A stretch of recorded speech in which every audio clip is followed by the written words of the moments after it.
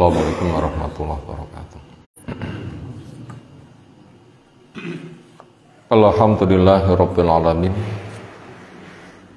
Walladzi arsala rasulahu bil huda wa dinil haqq liyudhhirahu 'ala dini kullih. Wa kafa billahi syahida wa asyhadu an la ilaha illallah wahdahu la syarikalah wa asyhadu anna Muhammadan abduhu wa rasuluh. Allahumma shalli ala Muhammad wa ala alihi wa ashabihi wa man tabi'ahum bi ihsanin ila yaumiddin. Ya ayyuhalladzina amanu taqullaha haqqa tuqatih wa la tamutunna illa wa antum muslimun wa ba'du. Fa inna asdaqal hadisi kitabullah wa khairal hadyi hadyi Muhammadin sallallahu alaihi wasallam. Syarrul umuri muhdatsatuha fa inna kulla muhdatsatin bid'ah wa kulla bid'atin dhalalah wa kulla dhalalatin finnar. Ayol ikhwah, azza Allah subhanahu wa ta'ala. Insyaallah kita masuk hadis yang ke-6, tema tentang adab. Sekarang masuk pada tentang adab makan. Mereka tentang berkah Allah pada makanan. An Ibnu Abbas radhiyallahu anhuma qala Rasulullah sallallahu alaihi wasallam, idza akala ahadukum, apabila makan salah satu dari kamu, fala yamsah yadahu, jangan ia usap tangannya, hatta yal'aqaha, sehingga dia menjilatnya, membersihkannya pakai mulut, aw yul'iqaha, atau menjilatkan pada orang lain, mungkin pada suaminya, mungkin pada istrinya atau anaknya, atau juga budaknya, tapi kasus ini langka kalau budaknya. Muttafaqun alaih, disepakati atasnya oleh Imam Bukhari, oleh Imam Muslim. Semoga Allah Ta'ala merahmati pada keduanya. Pelajaran yang bisa kita ambil dari hadis di atas pertama, kekuatan itu dari Allah.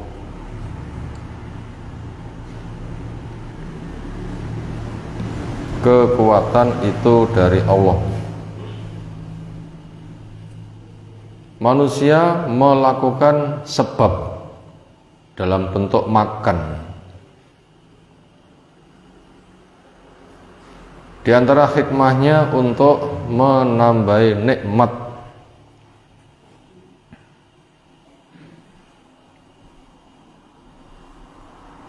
Sehingga bisa bersyukur dan semakin bersyukur.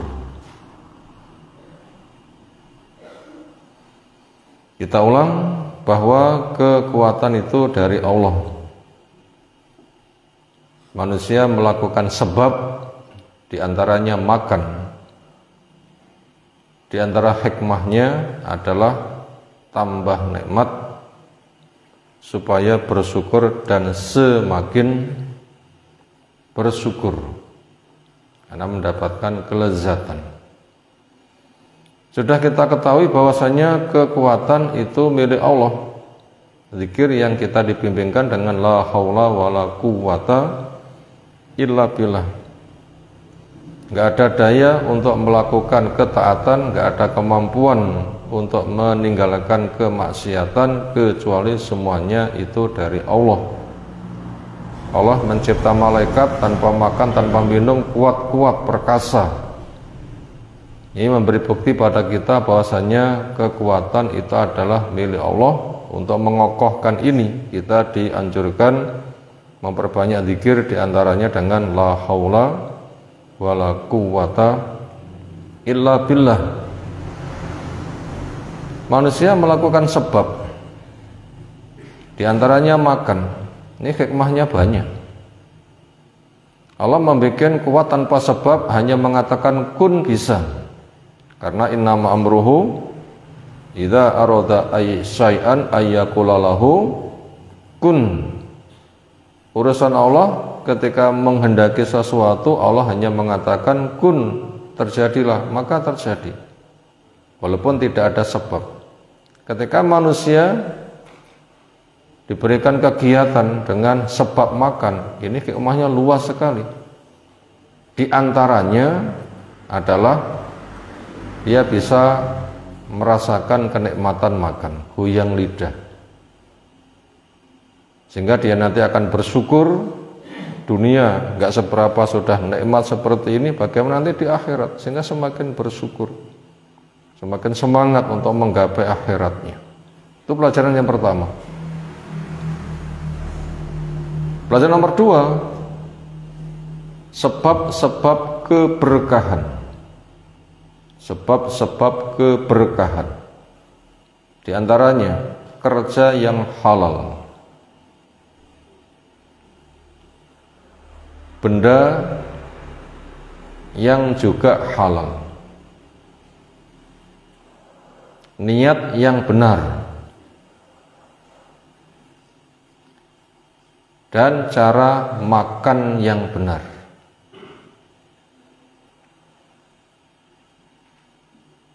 Kita ulang nomor 2, sebab-sebab keberkahan. Di antaranya diberikan berkah dengan makanan, sebab-sebab keberkahan makanan. Di antaranya kerja yang halal. Benda yang dimakan juga halal. Niat makan juga benar. Dan cara makan juga mengikuti tuntunan. Apabila sebab-sebab itu dikerjakan, nanti akan mendapatkan berkah. Berkah itu apa? Berkah itu adalah kasratul khair wa dawamuhu wasdiyatuhu bi fi'lin muyassar. Kebaikan jumlahnya banyak, bersifat terus, semakin lama semakin berkembang, didapatkan dengan cara yang mudah, dengan cara yang halal. Ya, kita butuh keberkahan. Orang cukup dengan diberkahi, bukan dengan jumlah. Orang bisa cukup itu dengan diberkahi oleh Allah, zat yang maha berkah, bukan dengan jumlah. Apabila dengan jumlah, banyak orang miskin, banyak orang tidak makan. Bahkan Nabi SAW pernah mau makan gak ada. Ya sudahlah, kalau gitu saya puasa, malah gak makan. Dianjurkan bersahur kepada orang yang berpuasa walaupun seteguk punyanya. Secara teori tidak cukup, tapi cukup itu dengan berkah. Makanya jangan mengandalkan sebab, tetapi kita beribadah dengan melaksanakan sebab. Saya ulang, jangan mengandalkan sebab, tetapi beribadah dengan melaksanakan sebab. Kalau kita mengandalkan sebab, berarti sebab jadi Tuhan, nanti bisa syirik. Tapi mengandalkan bertumpu itu hanya kepada Allah. Maka jangan mengandalkan sebab, tetapi sebab termasuk jenis ketaatan. Nah, supaya orang itu mendapatkan keberkahan, diantaranya kerjanya harus halal. Kerjanya itu harus halal. Apa bertani, apa berdagang, apa saling bantu membantu, tenaganya nanti akan dihargai.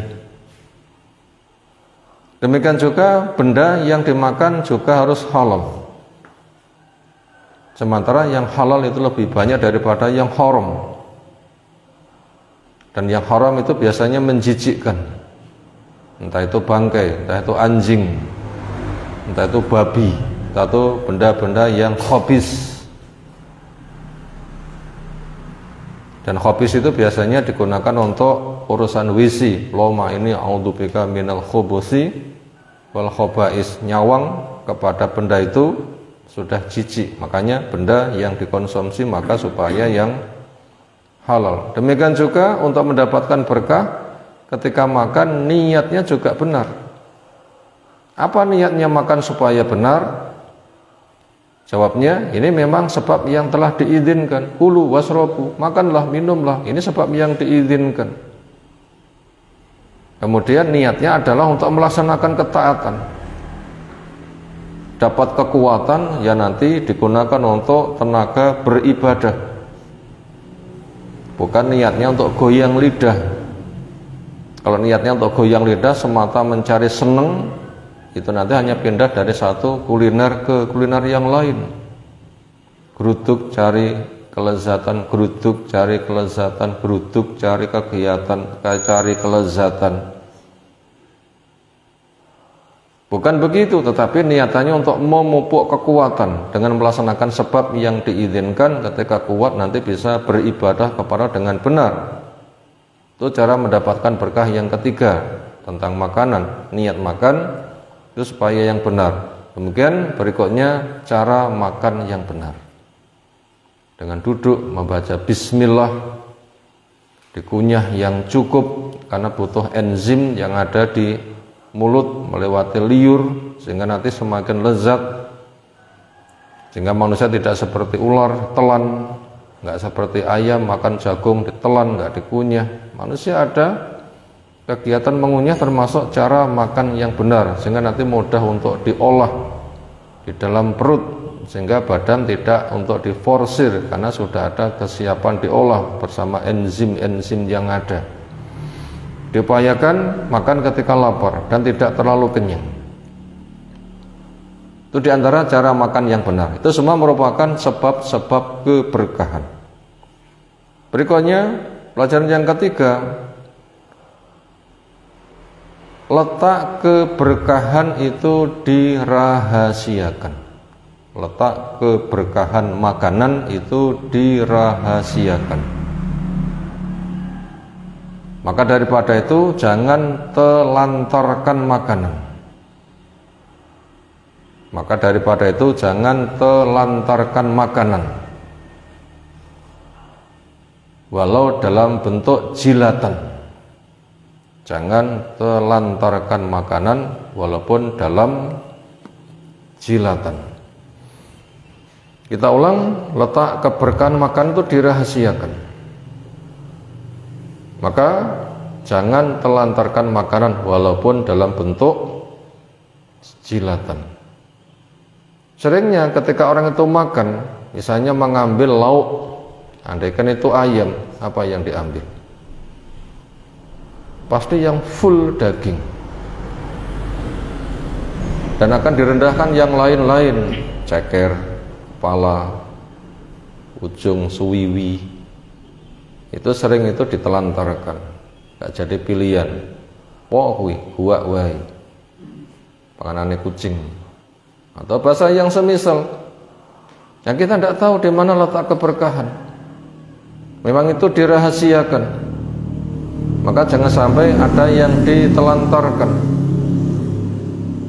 Dan bahasa yang ada di hadis, bila saya diundang tuh walaupun dengan kikil saya akan datangi. Ini jelas Nabi SAW tidak menelantarkan. Kikil itu apa? Kaki kambing yang banyak tulangnya, nggak ada dagingnya, atau mungkin hanya kebungkus dengan kulit. Itu ternyata bila saya diundang hidangan makanan, di sana terhidangkan, andaikan lauknya kikil, lajab tuh, akan saya hadiri. Ini menunjukkan petunjuk Nabi SAW itu tidak pernah menelantarkan makanan. Kenapa? Kita nggak diberitahu di mana letak keberkahan, dan kita itu butuh berkah, karena cukup itu dihubungkan dengan berkah. Maka jangan telantarkan makanan, walaupun dalam bentuk jilatan. Bisa jadi keberkahannya itu yang nempel di tangan. Kalau nggak dijilat lalu dicuci kan nggak dapat berkah. Yang masuk ke berkah itu hanya sampah. Dalam artian benda-benda yang diduga berkah tapi ternyata tidak di situ. Tanpa gizi bisa jadi. Atau berada pada yang nempel di wadahnya, di piringnya. Itu bisa jadi berkah ada di situ. atau kadang hanya digigit sedikit kemudian dibuang, atau juga makan itu sering disisakan, atau kadang sesendok 2 sendok setelah itu dibuang. Ya tidak boleh. Kalau yang nempel di tangan saja dijilat, di piring pun juga dibersihkan. Diundang untuk suguhan, walaupun kikil pun juga akan didatangi. Ini memberitahu kepada kita tidak tahu di mana letak keberkahan. Maka daripada itu orang Islam itu harus menjaga nikmat Allah. Jangan sampai ada nikmat yang ditelantarkan. Makanya ketika makan supaya tangannya dibersihkan, dijilat, piringnya dibersihkan. Jangan sampai ada sisa-sisa makanan yang terbuang. Kenapa? Kita ulang kembali, letak keberkahan makan kita tidak tahu. Itu dirahasiakan. Maka jangan telantarkan, petunjuk Nabi SAW itu sangat jelas sekali. Sehingga dengan begitu nanti akan mendapatkan keberkahan. Memang prinsip yang kita pegang adalah cukup itu dengan diberkahi Allah, bukan jumlah benda yang disuguhkan. Karena memang kita menghamba kepada Allah, apa yang dituntunkan itulah yang kita kerjakan. Siapa yang bisa, itulah tanda-tanda orang yang diberkahi. Semoga kita diberkahinya. Coba hadis yang lain kita kaji menyusul. Subhanakallahumma bihamdika asyhadu an la ilaha illa anta astaghfiruka wa atubu ilaik. Assalamualaikum warahmatullahi wabarakatuh.